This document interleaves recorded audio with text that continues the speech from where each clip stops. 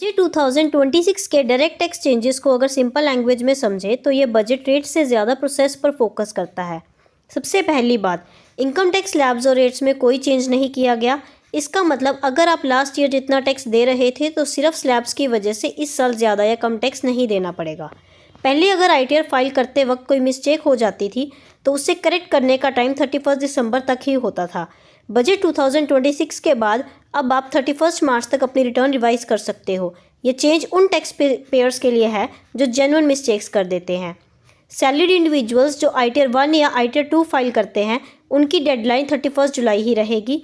Business owners non audit cases के लिए और ट्रस्ट को अब 31 अगस्त तक का टाइम मिलेगा। रीज़न सिंपल है, बिजनेस रिटर्न्स ज़्यादा कॉम्प्लेक्स होते हैं।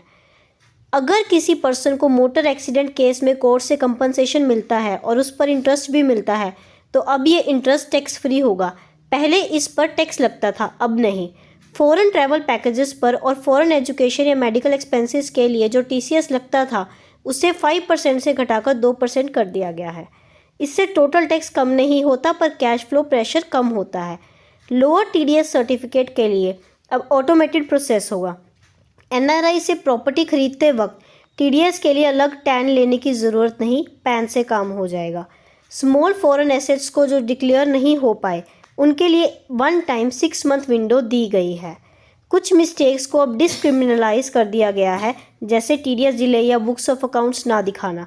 पेनल्टी और इंटरेस्ट रहेगा पर जेल का रिस्क नहीं रहेगा।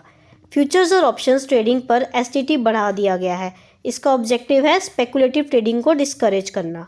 बजट 2026 टैक्स कम करने का बजट नहीं है, ये टैक्स सिस्टम को ज़्यादा प्रैक्टिकल और फॉरगिविंग बनाने की कोशिश है।